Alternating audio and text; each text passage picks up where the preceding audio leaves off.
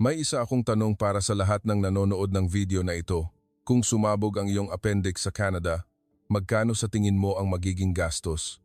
Maaring umabot ito sa 50,000 at kahit mayroon kang insurance, kakailanganin mo pa ring magbayad ng libu-libong dolyar mula sa sarili mong bulsa. Ngayon, tingnan ang resibo na lumilitaw sa iyong screen. Emergency room, CT scan, laparoscopic surgery, 2 gabing pananatili, at gamot, lahat ay nagkakahalaga ng 52,000. Ito ay sa Pilipinas. Si Chloe, isang 22 taong gulang na estudyante mula Toronto, ay bumagsak at nawalan ng malay sa sahig ng isang 7-Eleven sa Malate, Maynila, bandang 2:30 AM. Siya ay may acute appendicitis. Kung nangyari ito sa Canada, ang ambulansya pa lang ay maaaring umabot na sa 2,000 at maaaring kailanganin niyang maghintay sa emergency room ng hanggang 4 na oras hanggang sa tuluyan ng sumabog ang kanyang appendix. Ngunit sa Pilipinas, pagkatapos ng pagtawag sa hotline na 911, dumating ang ambulansya sa loob lamang ng 8 minuto at sa loob ng 30 minuto ay nakahiga na siya sa operating table. At bakit mag-isa si Chloe na bumisita sa Pilipinas? Lahat ay dahil sa isang video na nakita niya sa TikTok, isang Pilipinang naglalakad mag-isa bandang 3 AM na may 11 milyong views. Ang video na iyon ang nagligtas sa buhay ng estudyanteng ito. Mula ngayon, ihahayag namin ang kanyang 72 na oras na tala-arawan.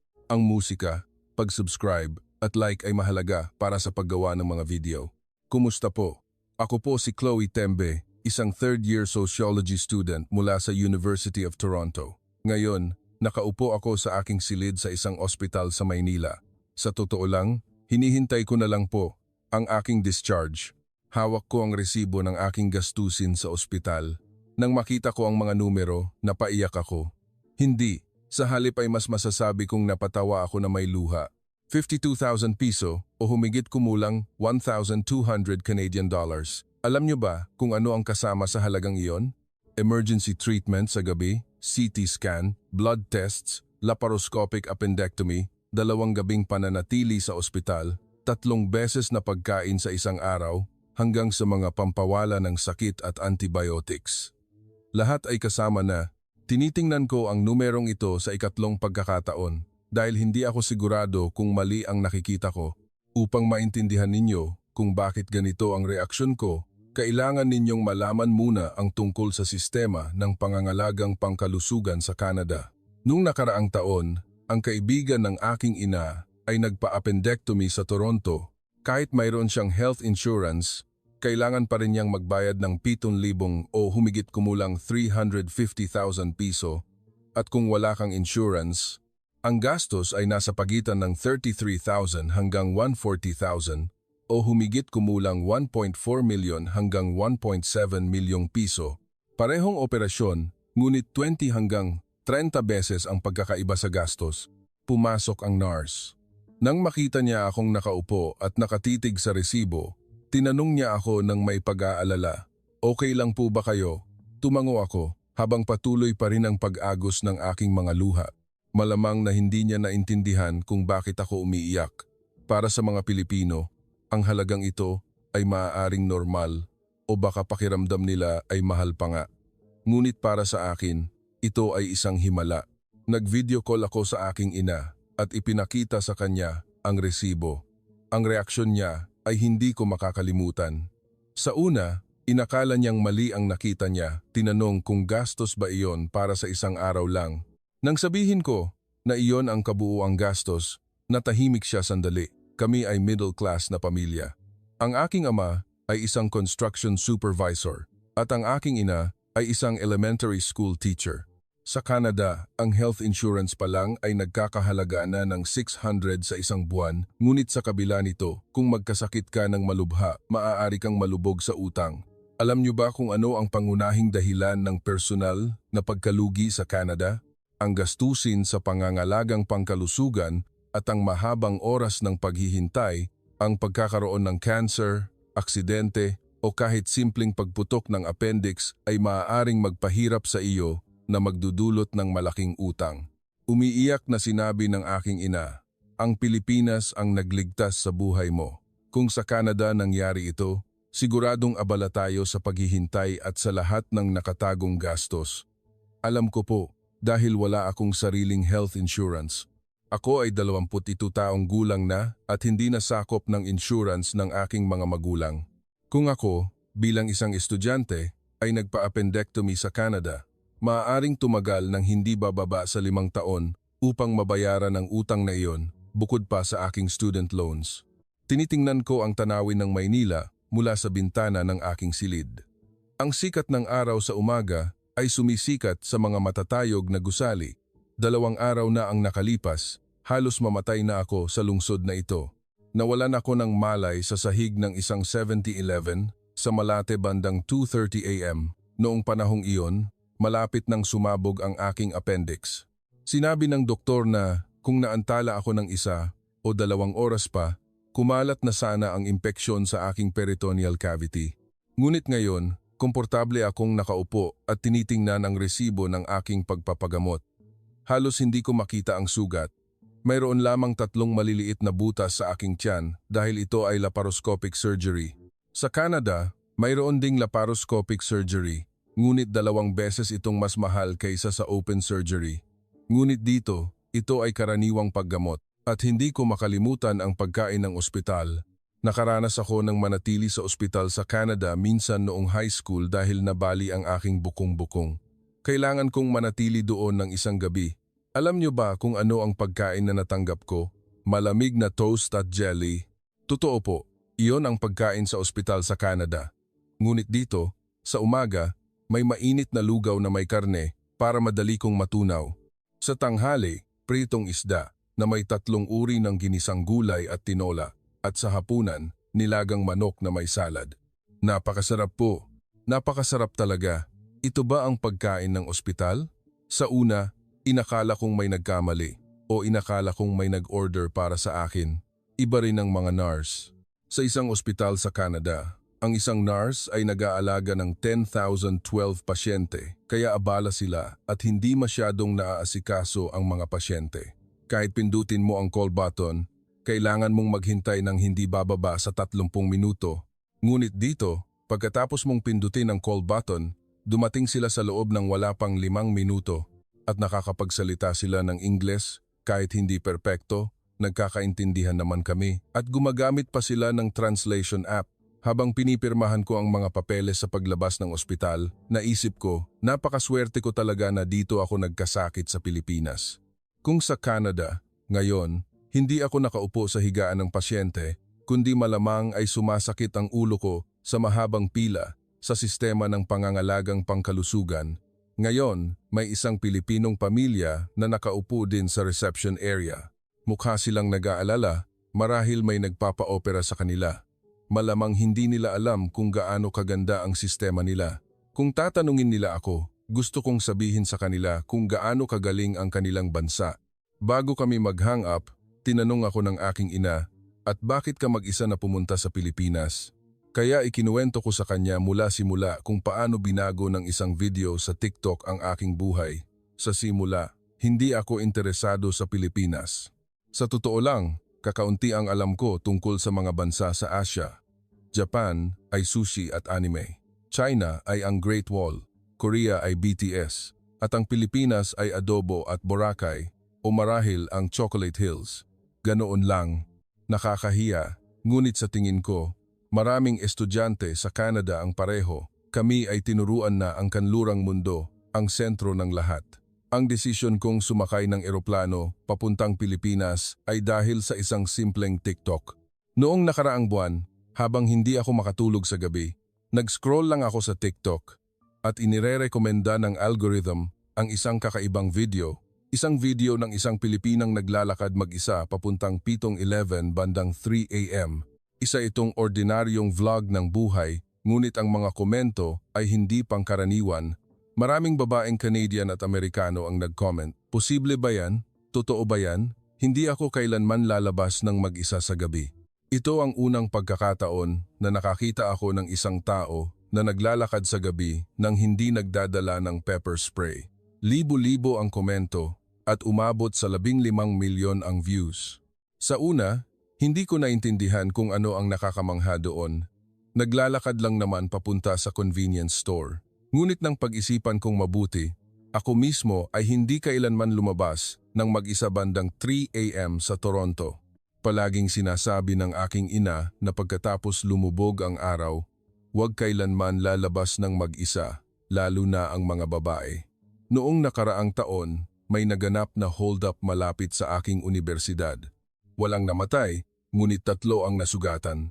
Pagkatapos noon, tumigil ako sa paglalakad sa gabi. Palagi akong nagpapa-Uber. Kahit 10 minuto lang ang lakad mula sa universidad papunta sa bahay. Nagsimulang magrekomenda ang algorithm ng TikTok ng mga video tungkol sa Pilipinas sa akin. Mga taong natutulog sa tren, mga taong iniiwan ang kanilang laptop sa cafe para magbanyo, mga taong naglalagay ng bag upang mag-reserve ng upuan bago umorder ng pagkain. Ito ay mga bagay na hindi ko maisip na mangyayari sa Canada. Ang aking sociology major ay nag-aaral tungkol sa crime rates, pampublikong kaligtasan at social safety nets. Palaging sinasabi ng aking professor na ang crime rates sa North America ay kabilang sa pinakamataas sa mga bansa. Nang marinig ko ito sa klase, istatistika lang ito. Ngunit nang mapanood ko ang mga video tungkol sa Pilipinas sa TikTok, nagsimula kong maramdaman, ganito pala ang buhay ng ibang tao. Nagdesisyon akong bumisita sa Pilipinas pagkatapos ng aking final exams. Nang maisip ko kung ano ang gagawin sa winter break, nagdesisyon akong pumunta na. Gusto kong maranasan mismo. Gusto kong subukan ang maglakad mag-isa sa gabi minsan. Gusto kong malaman kung may bansa talagang ganoon. Tumutol ang aking mga magulang. Pinaka-nag-aalala ang aking ama tungkol sa aking kalusugan. Tinanong niya, "Paano kung magkasakit ka? Mapagkakatiwalaan ba ang sistema ng ospital sa Asia?" Napatawa ako at sumagot. Nakita ko po sa mga Pilipinong drama, mukhang malinis naman ang mga ospital nila. Biro ko lang yun. Sa totoo lang, wala akong alam. 2 araw bago sumakay ng eroplano, nagsimula akong makaramdam ng bahagyang pananakit sa kanang bahagi ng aking ibabang tiyan. Akala ko ay menstrual cramps iyon o pananakit ng tiyan dahil sa stress, dahil napakabigat ng panahon ng final exams. Bumili ako ng pain reliever sa botika at ininom ito. Ang pagpunta sa ospital sa Canada ay isang malaking desisyon, lalo na para sa isang taong walang insurance tulad ko. Kailangan mong maghanda sa paghihintay ng ilang oras sa emergency room. Kung kailangan pa ng karagdagang pagsusuri, tataas pa ang gastos. Kaya, karamihan sa mga Canadian, kung hindi talaga malubha ang sakit, ay tinitiis na lang dahil sa abala at oras na mawawala. Ganoon din ako. Dumating ako sa Ninoy Aquino International Airport, NAAA, bandang 3 p.m. noong Disyembre 17. Pagkatapos ng 13 oras na flight, nawala ang aking pagod dahil napakalinis nito. Hindi ito maihahambing sa Pearson Airport sa Toronto, kung saan may amoy ng pagkaluma at minsan ay amoy ng mga walang tirahan. Ngunit sa NAIA, may bahagyang mabangong amoy. Sumakay ako sa LRT mula sa airport papuntang Maynila. Hindi pa ako nakasakay ng tren mula sa airport sa Canada, kaya medyo kinakabahan ako, ngunit mas madali ito kaysa sa inaakala ko. May mga karatula sa Ingles sa lahat ng dako at may libreng wifi. Mayroon ding mga salamin na pinto na naghihiwalay sa platform at sa riles ng tren. Pagdating ng tren, bubukas ang pinto. Wala kaming ganyang sistema sa Canada. Sa Toronto Subway Station, may mga balita na may mga taong nahuhulog sa riles. Bumaba ako sa stasyon ng Carredo at lumipat ng jeepney papunta sa aking tinutuluyan malapit sa Malate. Habang hinihila ko ang aking maleta at naglalakad sa isang eskinita, papalubog na ang araw. Sa winter, dumidilim na bandang 5 p.m. Ngunit kakaiba, hindi ako nakaramdam ng takot. Kung sa Toronto, hinding-hindi ako maglalakad sa madilim na eskinita na ganoon. Ngunit dito, pakiramdam ko ay ayos lang. Pagkatapos kong mailagay ang aking mga gamit sa tinutuluyan, lumabas ako bandang 9 p.m. Puno ng tao ang Malate. Maraming babae ang naglalakad mag-isa, parehong grupo at solo. Nagtatawanan sila, nag-uusap at kumukuha ng litrato. Nakatayo lang ako at pinagmamasdan ang tanawin. Ang nakita ko sa TikTok ay totoo pala. Totoo pala ang isang bansa kung saan ang mga babae ay makapaglalakad mag-isa sa gabi. Nang gabing iyon, naglakad ako hanggang hating gabi. Sinubukan kong umupo sa isang cafe, inilagay ang aking laptop sa mesa at nagtungo sa banyo. Walang kumuha nito. Bumili ako ng street food mula sa isang stall, masarap. Nang magbayad ako, ngumiti ang tindera at sinabi, "Sana'y mag-enjoy po kayo sa pagkain ninyo." Nang gabing iyon, pagbalik ko sa aking tinutuluyan, isinulat ko sa aking diary na gusto kong manatili dito. Totoo iyon ang ibig kong sabihin. Ngunit nang humiga ako, muling sumakit ang aking tiyan. Ang sakit na naramdaman ko sa Toronto ay bumalik sa kanang bahagi ng aking ibabang tiyan. Ngunit sa pagkakataong ito, mas matindi. Inakala kong dahil ito sa jet lag at bukas ay gaganda na ang pakiramdam ko. Ngunit hindi ito gumanda. Kinabukasan, pagdilat ko, tila bahagyang bumaba ang sakit. Kung gagalaw ako, masakit, ngunit kung mananatili akong nakahiga, ayos lang. Nagdesisyon akong bisitahin ang Intramuros tulad ng sa orihinal na plano. Hindi maaaring magkasakit lang ako at manatili sa aking tinutuluyan mula sa unang araw ng aking biyahe. Sumakay ako ng taxi papunta sa Intramuros. Ang pampublikong sasakyan sa Pilipinas ay kahanga-hanga. Ang mga bus at tren sa Canada ay marumi, maingay at nakakatakot.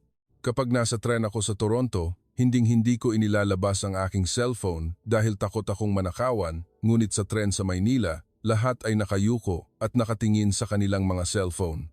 Ang ilan ay natutulog habang ang kanilang mga bag ay nasa tabi. Kinunan ko ng litrato ang mga eksenang iyon. Napakaganda ng Intramuros, puno ng turista, Pilipino at dayuhan, na naglalakad at nagkukostume ng tradisyonal na kasuotan. Gusto ko ring sumubok ng ganito, ngunit dahil sa pananakit ng aking tiyan, kailangan kong sumuko. Naglakad lang ako ng dahan-dahan at pinagmamasdan ang kagandahan. Tanghalian na, ngunit hindi ako gutom. Ngunit naisip kong kailangan kong kumain kaya pumasok ako sa isang restaurant malapit doon at nag-order ng sinigang. Ngunit hindi ko ito nakain ng kalahati dahil nakaramdam ako ng pagduduwal. Ang pananakit ng tiyan ay tila dahil sa indigestion. Tinanong ako ng lola sa restaurant kung ano ang problema. Hindi siya nakakapagsalita ng Ingles, ngunit nakita niya ang ekspresyon ko at nag-alala. Gumamit ako ng translation app para sabihin na okay lang ako. Sa hapon, naglakad ako sa Glorieta, maraming tindahan ng cosmetics. Kilala rin ang mga Pilipinong cosmetics sa Canada. Gusto kong bumili ng 2 o 3 bagay, ngunit nang tumayo ako ng matagal, sumakit ang aking tiyan. Kaya kailangan kong umupo sa isang upuan. Nang sandaling iyon, nag-text si Jessica, isang kaibigan sa parehong kurso, at tinanong kung ano ang Pilipinas. Sumagot ako na, napakaganda, ngunit bahagyang sumasakit ang tiyan ko. Alam mo ba kung ano ang sagot ni Jessica? Huwag kang pumunta sa ospital. Hindi iyan Canada. Baka may magkamali. Ganoon din ang iniisip ko. Pupunta ako sa ospital sa ibang bansa na iba ang wika, at hindi rin ako sigurado kung malubha ba ang sakit ng tiyan na ito para pumunta sa ospital. Sa Canada, kung hindi ka malapit ng mamatay, hindi kami pupunta sa ospital dahil sa abala at oras na nawawala. Bumalik ako sa aking tinutuluyan kinagabihan. Lumalala ang sakit. Nang pindutin ko ang kanang bahagi ng aking ibabang tiyan, masakit. Nang bitawan ko ang aking kamay, mas masakit pa.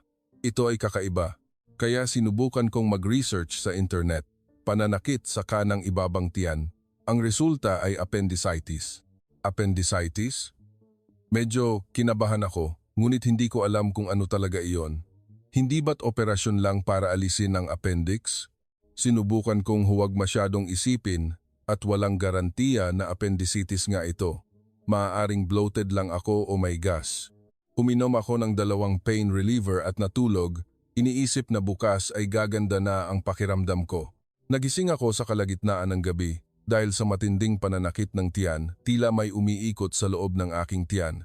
Ngunit pagkatapos ng ilang sandali, bumaba ang sakit kaya nakatulog ako ulit. Nang magising ako kinabukasan, pakiramdam ko ay may lagnat ako. Walang thermometer kaya hindi ko alam ang temperatura, ngunit mainit ang aking katawan. Ngunit sa kabila nito, ayaw kong kanselahin ang aking plano para sa araw na iyon dahil balak kong maglakad sa Lumang Maynila.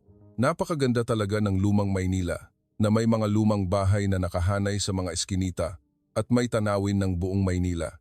Marami akong kinunan ng litrato at balak kong i-post sa Instagram. Ngunit sa bawat hakbang ko sa hagdan, sumasakit ang aking tiyan at hirap akong huminga. Bandang tanghali, hindi na ako makapaglakad pa kaya pumasok ako sa isang cafe. Nag-order ako ng iced americano, ngunit hindi ko ito nainom dahil napakasama ng pakiramdam ng aking tiyan. Nakaupo lang ako at pinapalamigan ang aking sarili. Lumapit ang staff ng cafe at tinanong, "Okay lang po ba kayo?" Nang sandaling iyon, sumagot pa rin ako ng okay po dahil sa nakasanayan. Ang mga Canadian ay madalas na sumasagot ng okay sa tanong na ano ang problema. Kahit hindi sila okay, sinagot ko siya ayon sa aking nakasanayan. Bumalik ako sa aking tinutuluyan bandang 2 p.m. at nakahiga lang sa kama dahil masakit kung gagalaw ako. Kung mananatili akong nakahiga, bahagyang gumaganda ang pakiramdam ko. Hindi ako kumain ng hapunan, hindi ako gutom, uminom lang ako ng tubig. Bandang 10 p.m., muling lumala ang sakit. Ito ay dumarating sa mga alon, masakit, pagkatapos ay bumababa. Uminom ako ng pain reliever sa ikatlong pagkakataon. Naisip kong tawagan ng aking ina, ngunit natakot akong mag-alala siya kaya hindi ko siya tinawagan. Inakala kong pagkatapos ng kaunting pahinga ay gaganda na ang pakiramdam ko. Bata pa ako, hindi dapat malala ang sakit. Ako ay 22 taong gulang pa lamang at hindi pa kailanman nagkasakit ng malubha. Lumipas ang oras hanggang hating gabi. Hindi ako makatulog. Napakasakit ng aking tiyan. 1 a.m., 2 a.m., lalo pang lumalala ang sakit. Ngunit hindi ko pa rin naisip na pumunta sa ospital. Paano ako pupunta sa ospital sa Pilipinas? Hindi ko alam ang numero ng telepono, iba ang wika. Kailangan ko bang makipag-ugnayan sa embahada ng Canada? Wala akong maisip. Bandang 2:20 a.m. hindi ko na matiis ang sakit. Pakiramdam ko ay kailangan kong uminom ng kahit ano, kahit tubig lang. Ngunit naubos ang tubig sa aking silid. Kaya nagdesisyon akong pumunta sa 7-Eleven na nasa harap lang. At iyon ang desisyon na nagpabago sa aking buhay magpakailanman. Naglakad ako papunta sa convenience store na wala pang 50 metro mula sa aking tinutuluyan, ngunit ang 50 metrong iyon ay tila walang hanggan. Bawat hakbang ko ay tila may kutsilyo na humihiwa sa aking tiyan. Kailangan kong kumapit sa pader para makalakad. Bandang 2:20 a.m., tahimik ang Malate, ngunit ang 7-Eleven ay maliwanag pa rin dahil bukas ito 24 oras. Sa Canada, ang isang babae na naglalakad papunta sa convenience store nang mag-isa bandang 2 a.m. ay malinaw na pagpapakamatay, ngunit dito, normal lang ito. Siyempre, sa panahong iyon, wala akong pakialam sa kaligtasan. Gusto ko lang bumili ng tubig. Binuksan ko ang pinto ng tindahan at malamig ang aircon. Naglakad ako papunta sa beverage display. Nang iaabot ko ang aking kamay upang kunin ang bote ng tubig, biglang lumiwanag ang lahat sa harap ko. Nang magkamalay ako, nakahiga na ako sa sahig. Nang magkamalay ako, may umaalog sa akin. Isa siyang batang lalaki na empleyado ng 7-Eleven.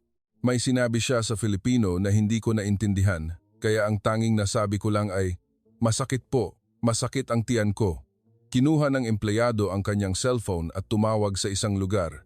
Nalaman ko sa huli na tumawag siya sa 911 na emergency number sa Pilipinas, katulad ng 911 sa Canada. Nakatingin ako sa kisame. Maliwanag ang neon lights, kaya nanakit ang aking mga mata. Masakit ang tiyan na parang sasabog, hirap akong huminga.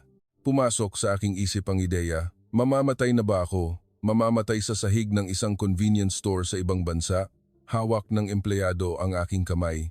May sinabi siya na marahil ay nangangahulugang, "Okay lang po, may tutulong sa inyo." Labis akong nagpapasalamat, kahit masakit na masakit. Ang pagkakaroon ng isang estranghero na humawak sa aking kamay at umaaliw sa akin ay nagpapabuti sa pakiramdam. Lumakas ang tunog ng sirena at papalapit. Hindi ko alam kung gaano katagal ang lumipas, ngunit nalaman ko sa huli na 8 minuto lang pagkatapos tawagan ang 911, dumating ang ambulansya. 8 minuto? Alam niyo ba kung gaano katagal ang karaniwang pagdating ng ambulansya sa Canada? Sa urban areas, 7,015 minuto. Ngunit sa rural areas, maaaring mahigit 30 minuto, at iyon ay itinuturing na mabilis. Sa malalaking lungsod tulad ng Toronto, dahil sa traffic, maaaring kailanganing maghintay ng higit sa 20 minuto at sa sandaling sumakay ka ng ambulansya, mayroon ng gastos na hindi bababa sa 1,000 libo. Kahit may insurance, kailangan mo pa ring magbayad ng 3,500,000. Ngunit ang ambulansya sa Pilipinas, libre po. Oo, libre. Nang malaman ko ang katotohanan ito sa huli, napaiyak muli ako. 2 rescue personnel ang pumasok. Ang isa ay nagsalita ng Ingles. "Huwag po kayong matakot. Dadalhin po namin kayo sa ospital." Maaaring hindi perpekto ang accent, ngunit naintindihan ko. Sa sandaling iyon, nakaramdam ako ng malaking ginhawa. Hindi ko kailanman naisip na ang pagkakaunawaan ay maaaring maging ganoon kaganda ang pakiramdam. Binuhat ako papunta sa stretcher. Napakalinis ng ambulansya, ang mga kagamitan ay mukhang bago. Isang personnel ang sumubok na pindutin ang aking tiyan. Nang pindutin niya ang kanang bahagi ng aking ibabang tiyan at bitawan ang kanyang kamay, sumigaw ako sa sakit. Tumango ang personnel, tila alam kung ano ang nangyari. Appendicitis, sigurado. Umalis ang ambulansya, kasama ang tunog ng sirena. Nakahiga ako at nakatingin sa kisame. Iniisip kung nananaginip ba ako. 3 araw pa lang ang nakalipas, nasa Pearson Airport pa ako. Ngunit ngayon, nakahiga na ako sa ambulansya sa Maynila. Hindi ko alam kung gaano katagal bago kami nakarating sa ospital. Nalaman ko sa huli na 12 minuto lang. Dinala nila ako sa pinakamalapit na malaking ospital. Nang makarating kami sa emergency room, napakalaki ng pagkakaiba nito sa emergency room sa Canada. Una, mas kaunti ang tao. Ang emergency room sa Canada ay parang giyera. May mga taong nakaupo sa sahig at kailangang maghintay ng ilang oras, ngunit dito, tahimik at maayos. Agad na tumakbo ang nurse. Sinaksak niya ang IV sa aking braso at itinulak ang higaan sa isa pang silid na may malaking kagamitan. Sinabi nila na ito ay isang CT scan machine. Alam niyo ba kung gaano katagal kailangan maghintay para sa isang CT scan sa emergency room sa Canada? Karaniwan, 2,003 oras. Kung hindi malala ang kondisyon, maaaring kailanganing maghintay ng hanggang 6 na oras. Ngunit dito, pagkatapos ng wala pang 30 minuto sa emergency room, nagawa na ang aking CT scan. Pagkatapos ng CT scan, ibinalik ako sa emergency room. Dumating ang doktor, isang lalaki na humigit kumulang 40 taong gulang. Napakahusay niyang magsalita ng Ingles. Sinabi ng doktor na malapit nang sumabog ang aking appendix. Ito ay acute appendicitis at kailangan ng agarang operasyon. Kung naantala ng 1 o 2 oras pa, kumalat na sana ang impeksyon sa aking peritoneal cavity. Alam niyo ba kung ano ang peritonitis? Ito ay isang kondisyon kung saan sumabog ang appendix at kumalat ang impeksyon sa buong tiyan na may mataas na mortality rate. Nang marinig ko ang salitang operasyon, labis akong natakot. Kailangan kong magpa-operasyon sa ibang bansa na walang magulang na nag-aalaga. Ngunit wala akong ibang pagpipilian. Sinabi ng doktor na kung hindi ako ooperahan, maaari akong mamatay. Pinirmahan ko ang consent form, nanginginig ang aking mga kamay. Hinawakan ng isang nurse ang aking kamay at sinabi, "Huwag po kayong matakot. Ang aming doktor po ay napakagaling." Pinili kong paniwalaan ang mga salitang iyon dahil wala na akong ibang pagpipilian. Habang itinutulak ako papasok sa operating room, tiningnan ko ang orasan, 3:50 AM na. 1 oras at kalahati lang pagkatapos kong bumagsak sa convenience store, nakahiga na ako sa operating table. Kung sa Canada, naghihintay ng 4 na oras sa emergency room, 2 oras para sa pagsusuri ng insurance papers, 2 oras pa para sa approval ng operasyon. Hindi bababa sa 8 oras. Sa panahong iyon, sumabog na sana ang aking appendix. Ang Pilipinas talaga ang nagligtas sa aking buhay. Nagsimulang umiral ang anesthesia. Sinabi ng doktor na paggising ko ayos na ang lahat. Ipinikit ko ang aking mga mata. Nang magkamalay ako, nakita ko ang puting kisame sa harap ko. Sandali kong hindi maalala kung nasaan ako. Ngunit pagkatapos ay nakaramdam ako ng hapdi sa aking tiyan. Bumalik ang aking alaala. Naoperahan na pala ako. May nakatayong nurse sa tabi ko. Nang makita niya akong nagmulat ng mata, ngumiti siya at sinabi, "Successful po ang operasyon. Ligtas na po kayo ngayon." Nang marinig ko ang mga salitang iyon, umagos ang aking mga luha. Hindi ko alam kung bakit ako umiiyak. Marahil dahil sa ginhawa o sa takot na naipon na sumabog ng sabay-sabay. Dumating ang doktor upang ipaliwanag na ito ay laparoscopic surgery sa pamamagitan ng paggawa ng 3 maliliit na butas sa tiyan at pagpasok ng kamera at mga instrumento upang alisin ang appendix. Ito ay isang paraan na mas mabilis ang paggaling at mas maliit ang peklat kaysa sa open surgery. Sa Canada, mayroon ding ganitong uri ng operasyon, ngunit 2 beses itong mas mahal kaysa sa open surgery, ngunit dito, sinabi ng doktor na ito ay karaniwang pamamaraan. Inilipat ako sa isang patient room. 2 kami sa kwarto at sa tabi ng aking kama ay may isang matandang Pilipinang nakahiga. Nang makita niya ako, may sinabi siya na hindi ko naintindihan, ngunit mula sa kanyang ekspresyon, nahulaan ko na marahil ay tinatanong niya kung okay lang ako at sinasabi na, kaya mo yan. Yumuko ako at nagpasalamat sa Filipino. Salamat po. Natanging salitang Filipino na alam ko. Dumating ang aking unang pagkain, mainit na lugaw na may karne. Sinabi ng nurse na pagkatapos ng operasyon, dapat kumain ng madaling matunaw na pagkain. Kinain ko ang lugaw habang umiiyak muli. Umiiyak ako ng madalas dahil kailangan ninyong malaman ang pagkain sa ospital sa Canada. Noong high school, nang mabali ang aking bukong-bukong at kailangan kong manatili sa ospital, ang hapunan na natanggap ko ay isang piraso ng malamig na toast at jelly. Ang almusal naman ay cereal na may gatas na malapit ng ma-expire. Iyon ang pagkain sa ospital sa Canada. Ngunit dito, bukod sa lugaw, kinabukasan ay may kanin na may tinola at ginisang gulay. Naniniwala ang mga Pilipino na pagkatapos ng operasyon, dapat kumain ng malambot na pagkain upang matulungan ang katawan na gumaling ng mabilis. Nag-post ako ng larawan ng pagkain sa ospital sa aking Instagram. Maraming kaibigan ko sa Canada ang nag-comment, ospital ba yan o restaurant? Huwag kang magsinungaling, in-order mo yan, di ba? Kailangan kong ipaliwanag na totoo iyon at ito ay pagkain na ibinigay ng ospital ng libre. Kailangan ko ring banggitin ang mga nurse. Ang nurse na nag-alaga sa akin ay humigit kumulang 30 anyos. Nakakapagsalita siya ng Ingles kahit hindi perpekto. Nagkakaintindihan naman kami at gumagamit din siya ng translation app. Kapag may sinasabi ako, ginagamit niya ang app at ipinapakita ang pagsasalin sa Filipino. Ganoon din ang ginagawa ko.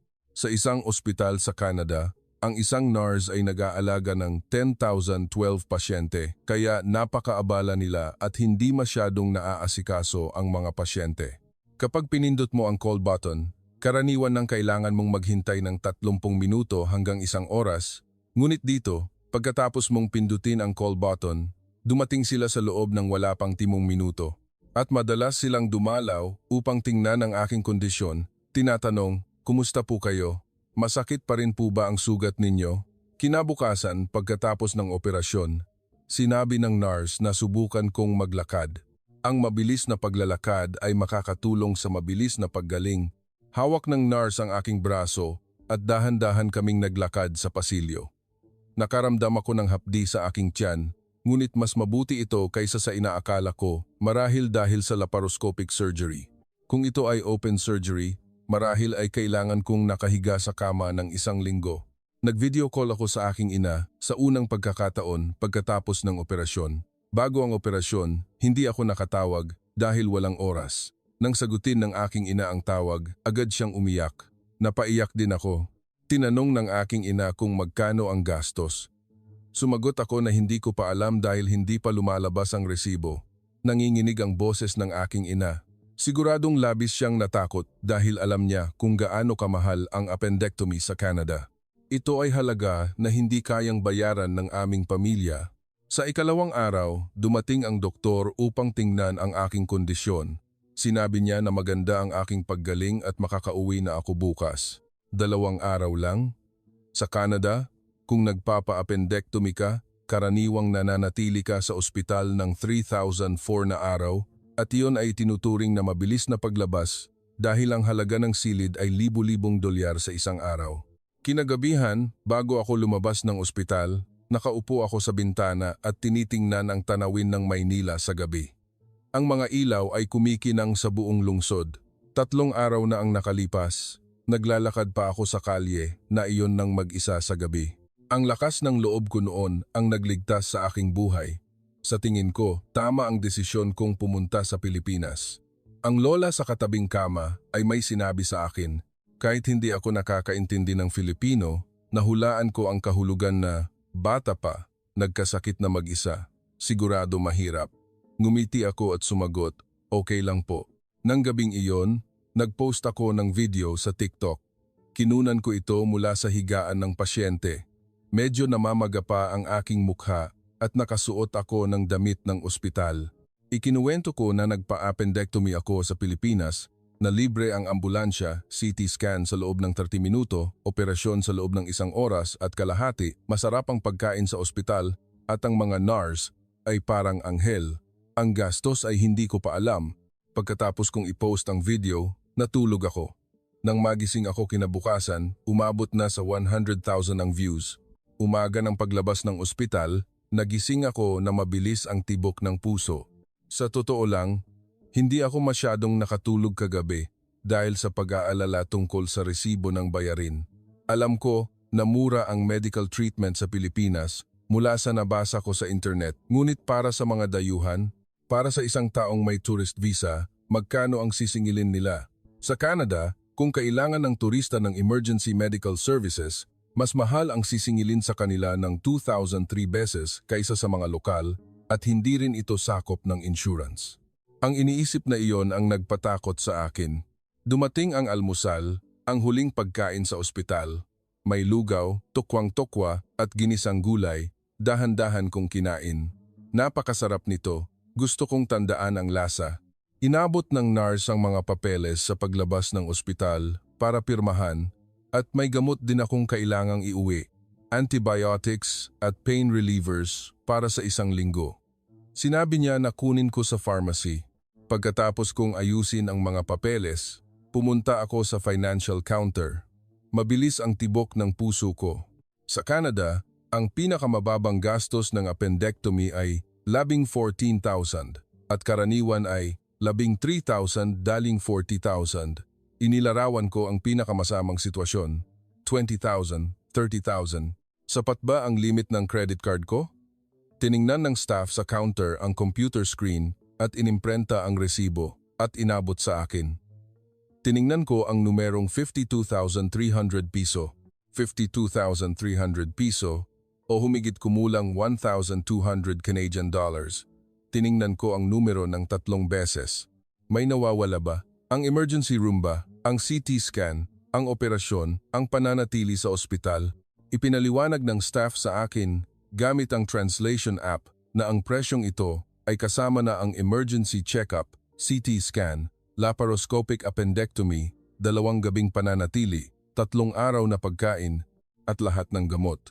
Wala nang karagdagang gastos. Umiyak ako doon mismo sa financial counter. Mukhang nagulat ang staff. Malamang, hindi niya naintindihan kung bakit ako umiiyak. Para sa mga Pilipino, ang halagang ito ay maaaring normal o baka pakiramdam nila ay mahal pa nga. Ngunit para sa akin, ito ay isang himala. Kung sa Canada nangyari ang operasyong ito, magkano ang magiging gastos? Subukan nating kalkulahin. Ambulansya, 1,500, emergency room 1,500, CT scan 3,000, laparoscopic surgery 1,025,000, 2 gabing pananatili talang milang 4,000, gamot talang paibisang. Hindi bababa sa talang 35,000 paibisang o humigit kumulang 1.5 milyong piso. Ito ay sa kaso ng walang insurance. Kahit may insurance, kailangan pa ring magbayad ng 1,500, 1,000 at iyon ay napakagandang insurance. Para sa isang estudyanteng walang insurance tulad ko, kailangan kong bayaran ang lahat. Kailangan kong malubog sa utang habang buhay. Binayaran ko ang 52,000 piso gamit ang aking credit card. Isang swipe lang at kahit kasama pa ang 3% na foreign transaction fee, hindi pa rin umabot ng 55,000 piso. Pumunta ako sa pharmacy na nasa ground floor ng ospital. Inabot ko ang reseta at naghintay. Wala pang 5 minuto, nakuha ko na ang gamot. Antibiotics para sa pet na araw, pain relievers para sa pet na araw. Tinanong ko, magkano? 320 piso po. 320 piso, wala pa itong pine 8 Canadian dollars. Sa Canada, kung bibili ka ng antibiotics para sa isang linggo ng walang insurance, kailangan mong magbayad ng 150,200 pent at ang pain relievers ay isa pang 50 pento. Umiyak muli ako sa pharmacy. Ang pharmacist ay mukhang nag-alala at nagtanong, "Okay lang po ba kayo?" Sumagot ako na, "Okay po." Gusto kong ipaliwanag na umiiyak ako dahil sa labis na pasasalamat ngunit hindi ako makapagsalita. Lumabas ako ng ospital at umupo sa isang upuan. Muli kong kinuha ang resibo at tiningnan. 52,300 piso. Binago ng papel na ito ang aking buhay. Nag-video call ako sa aking ina at ipinakita sa kanya ang resibo. Ang reaksyon ng aking ina ay tulad ng naikuwento ko kanina. Tinanong niya kung gastos ba ito para sa isang araw lang. Nang sabihin ko na ito ang kabuuang gastos, natahimik siya sandali at ipinakita kay Itay. Hindi rin naniwala si Itay. Sinabi ni Itay, "Ang Pilipinas ang nagligtas sa buhay mo. Kung sa Canada nangyari ito, kawawa tayo. Hindi ito labis. Ang savings ng aming pamilya ay humigit kumulang 1,020,000. Kung nagpa-appendectomy ako sa Canada, hindi sapat ang lahat ng aming savings. Bumalik ako sa aking tinutuluyan. Ang mga gamit ko ay nasa parehong lugar, tulad ng 3 araw na ang nakalipas nang lumabas ako papunta sa convenience store sa gabi. Humiga ako sa kama at tumingin sa kisame. 3 araw na ang nakalipas, hindi ako makatulog sa kama na ito dahil sa sakit ng tiyan at lumabas ako para bumili ng tubig at bumagsak at nawalan ng malay sa sahig ng isang convenience store sa ibang bansa. Dumating ang ambulansya sa loob ng 8 minuto, nag-CT scan sa loob ng 30 minuto, nakahiga sa operating table sa loob ng 90 minuto at lumabas ng ospital sa loob ng 10 araw. Kabuang gastos, 52,000 piso. Kung sa Canada, ano na kaya ako ngayon? Malamang nakahiga pa rin ako sa ospital. Hindi ako pupunta sa emergency room dahil sa takot sa abala at oras na mawawala at malamang ay sumabog na ang aking appendix. Maaaring namatay na ako dahil sa peritonitis o kung hindi man, may utang na milyong-milyon na kailangan kong bayaran habang buhay. Nag-post ako ng pangalawang video sa TikTok. Ipinakita ko ang resibo ng medikal na bayarin. Kabuuang gastos, 52,000 piso o humigit kumulang 1,200 Canadian dollars. Kung sa Canada, hindi bababa sa 35,000 ang babayaran, 25 beses ang pagkakaiba. Pagkatapos kong i-post ang video, naligo ako. Nag-iingat na hindi mabasa ang waterproof plaster na nakalagay sa aking sugat. 3 maliliit na butas lang iyon. Iyon lang ang bakas ng aking appendectomy. Pagkatapos maligo, chinek ko ang TikTok. Umabot na sa 500,000 ang views. Sa simula, plano kong magbakasyon sa Pilipinas ng 10 araw, ngunit kailangan kong manatili sa ospital ng 3 araw. Mayroon pa akong 1 linggo para magbakasyon. Sinabi ng doktor na huwag akong masyadong magpagod, dahan-dahang magpahinga, huwag mag-ehersisyo ng mabigat sa loob ng 1 buwan, huwag magbuhat ng mabigat, at panatilihing malinis ang sugat. Nag-alinlangan ako kung babalik ba ako kaagad sa Canada o itutuloy ang aking plano. Sinabi ng aking ina na bumalik ako kaagad. Ganoon din ang aking ama na nagtanong kung bakit pa ako mananatili nang mag-isa ako na may sakit, ngunit ayaw kong bumalik. Sa totoo lang, natatakot ako sa Canada. Kung babalik ako, kailangan kong bumalik sa parehong sistema. Kailangan kong mamuhay ng walang health insurance, na nag-aalala kung kailan ako magkakasakit, natatakot sa gastos ng medical treatment, kaya hindi ako naglalakas loob na magpatingin sa doktor kapag may sakit, at hindi ako naglalakas loob na maglakad mag-isa sa gabi. Nagdesisyon akong manatili sa Pilipinas ng 1 pang linggo, maglakad-lakad ng dahan-dahan.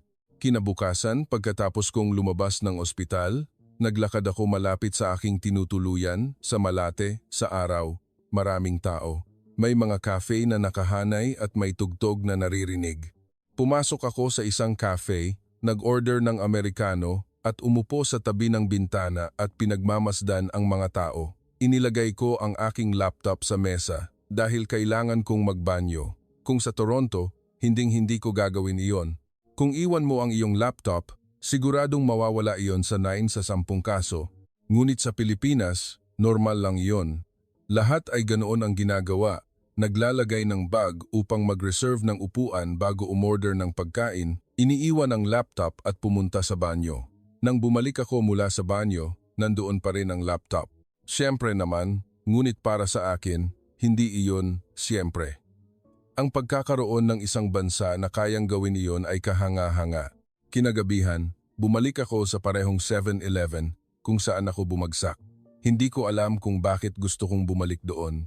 Nang buksan ko ang pinto, wala na doon ang empleyado na iyon. Iba na ang pumalit. Naglakad ako papunta sa beverage display at kinuha ang bote ng tubig na iyon, ang bote na sinubukan kong kunin noong gabing iyon bago ako bumagsak. Nang magbayad ako, muling umagos ang aking mga luha nang hindi ko namamalayan. Mukhang nagulat ang empleyado. Sinabi ko sa Ingles na, "Okay lang po, nagpapasalamat lang po ako." Malamang hindi naintindihan ng empleyado, ngunit tumango siya. Kinabukasan, bumalik ako sa Intramuros muli dahil hindi ko ito lubusang nakita noong nakaraan. Sa pagkakataong ito, naglakad ako ng dahan-dahan.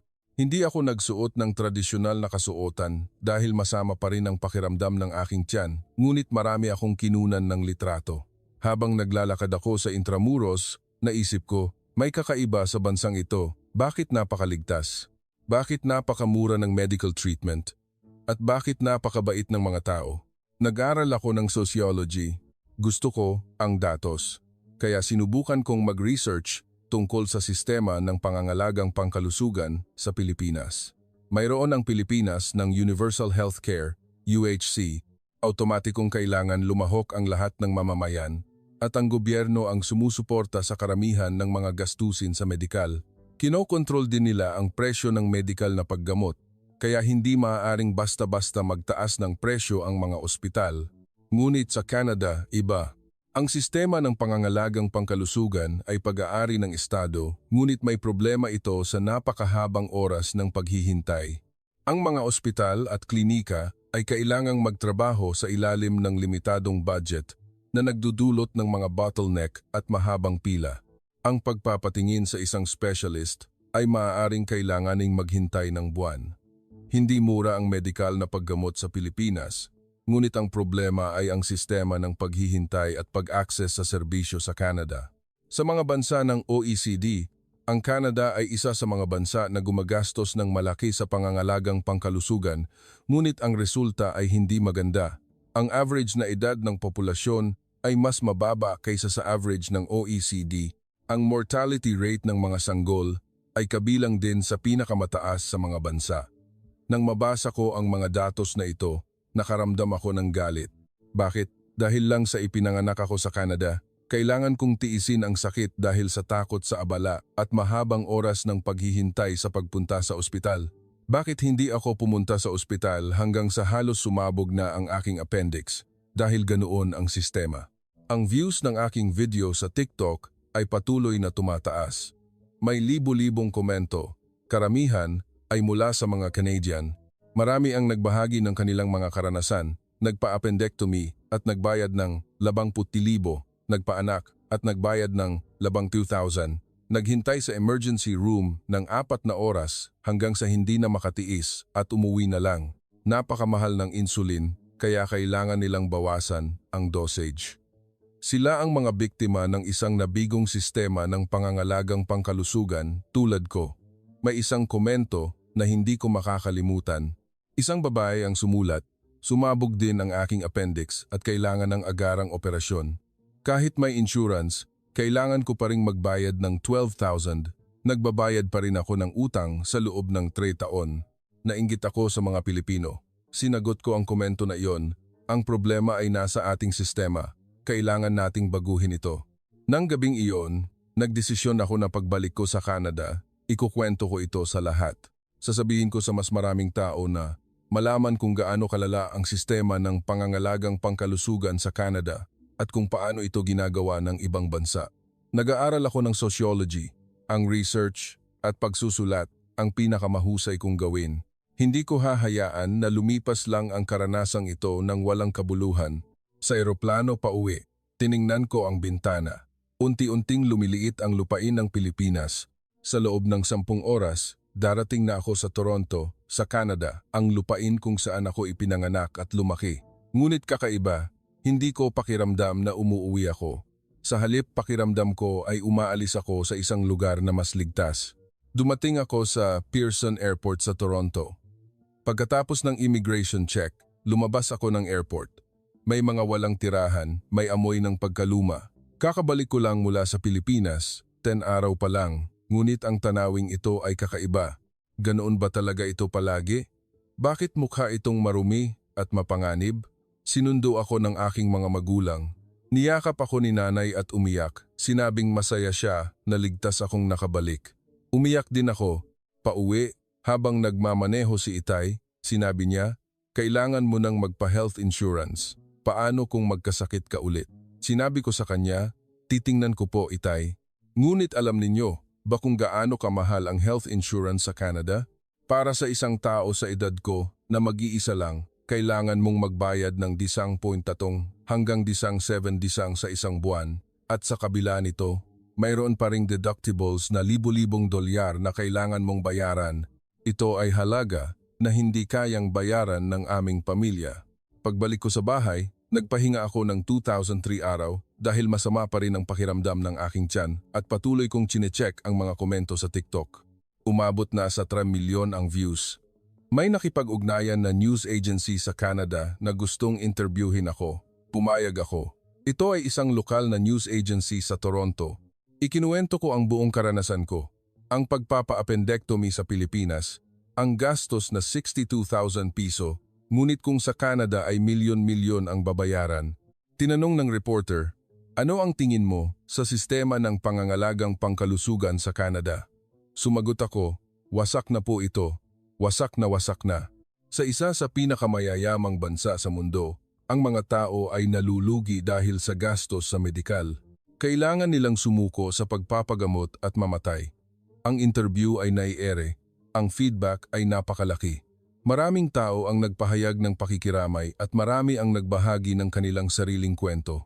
Bumalik ako sa universidad, natapos ang winter break at nagsimula ang spring semester. Ikinuwento ko ang aking karanasan sa aking propesor. Siya ay isang propesor sa Sociology Department na gumagawa ng research tungkol sa medical inequality. Inirekomenda niya na isulat ko ito bilang aking thesis. Nagsimula akong magsulat ng comparative study sa pagitan ng sistema ng pangangalagang pangkalusugan ng Pilipinas at Canada na pinagsasama ang personal na karanasan at statistical data. Ito ay parehong qualitative at quantitative research. Mula sa research, marami akong natutunang katotohanan. Sa Canada, maraming tao ang nahaharap sa mahabang oras ng paghihintay hanggang sa lumala ang kanilang kondisyon. May libu-libong pasyente ang namamatay taon-taon dahil hindi na nila kayang maghintay para sa treatment. May mga taong kailangang magpa-Uber papunta sa emergency room dahil takot silang maghintay ng matagal para sa ambulansya. Hindi ito biro, ito ay totoo. At sa Pilipinas, sa sistema ang universal healthcare, ang lahat ay may access sa medical services.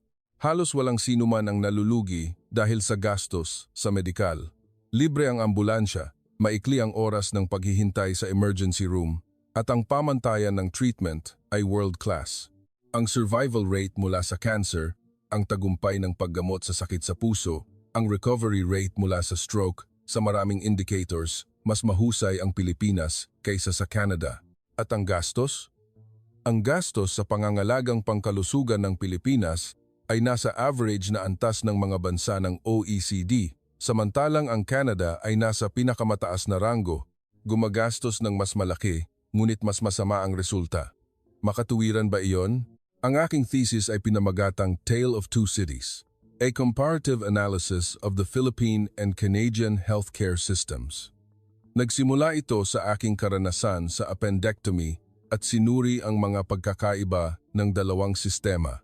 Pinuri ng aking propesor ang aking pagsusulat bilang lampas sa undergraduate level at inirekomenda na subukan kong ipapublish sa isang academic journal. Ngayon, ginagawa ko na iyon. Ang aking mga followers sa TikTok ay umabot na sa 500,000. Patuloy akong nagpo-post ng mga video tungkol sa sistema ng pangangalagang pangkalusugan sa Canada na nagsasabing kailangan natin ng pagbabago. Kaya ng ibang bansa, kaya rin natin. Minsan, naiisip ko ang Pilipinas, naiisip ko ang kaligtasan doon, ang pakiramdam na hindi kailangang matakot kapag naglalakad mag-isa sa gabi, ang pakiramdam na may kumpiyansa na kung magkasakit ka, makakapunta ka sa ospital nang hindi nag-aalala sa gastos o oras ng paghihintay. Isang araw, babalik ako sa Pilipinas, ngunit sa pagkakataong ito ay bilang isang turista, hindi bilang isang pasyente. Dadalawin ko ang Intramuros ng buo, magsuot ng tradisyonal na kasuotan at kumain ng masasarap na pagkain hanggang sa aking puso. At babalik ako sa 7-Eleven na iyon upang hanapin ang empleyado na nagligtas sa aking buhay ng gabing iyon. Gusto kong sabihin sa kanya, "Salamat po, iniligtas ninyo po ang aking buhay." Palaging sinasabi ng aking ina na, "Maswerte ka na doon ka nagkasakit sa Pilipinas." Ganoon din ang tingin ko. Ngunit hindi ito dapat tungkol sa kapalaran. Ang lahat ay dapat makatanggap ng medikal na paggamot kapag may sakit nang hindi nag-aalala sa gastos o oras ng paghihintay. Ito ay dapat na normal. Sana isang araw maging ganoon ang Canada. Hindi ko alam kung mangyayari ito sa aking buhay, ngunit susubukan ko. Ako si Chloe Tembe, isang third-year sociology student mula sa University of Toronto, isang Canadian student na nakaligtas mula sa Pilipinas. Ito ang aking kwento. Epilogo. Ngayon, ipinakita namin ang kwento ni Chloe, isang 22 taong gulang na estudyanteng Canadian na nagkasakit sa gitna ng gabi sa Maynila. Dinala siya sa ospital sa pamamagitan ng ambulansya at nakahiga sa operating table sa loob ng 90 minuto at nakaligtas. Ang kabuuang gastos ay 52,000 piso na kung sa Canada ay libo-libong beses na mas mataas. Ang dahilan kung bakit pumunta si Chloe sa Pilipinas ay simple lang. Dahil sa isang video na nakita niya sa TikTok. Isang video ng isang Pilipinang naglalakad mag-isa papunta sa convenience store bandang 3 a.m. Isang ordinaryong eksena sa pang-araw-araw na buhay, ngunit para sa isang Western na babae, ito ay isang pangarap. At para kay Chloe, ito ang simula na nagdala sa kanya sa kaligtasan. Universal healthcare, mabilis na emergency system, libreng ambulansya, ang mga bagay na itinuturing na normal ng mga Pilipino ay itinuturing na himala sa mata ng mundo. Minsan, marahil ay napapansin natin ang halaga ng ating mga ari-arian sa pamamagitan ng mga mata ng mga dayuhan. Sa kasalukuyan, patuloy na ibinabahagi ni Chloe ang kwentong ito sa Canada na nananawagan para sa pagbabago sa sistema ng pangangalagang pangkalusugan. Isang maliit na TikTok video ang nagbago sa buhay ng isang tao at ang taong iyon ay sinusubukang baguhin ang mundo muli. Kung nakatulong ang video na ito, mangyaring i-like at i-subscribe. Ang suporta ninyo ay mahalaga sa amin. Magkita-kita tayo sa susunod na video. Salamat po.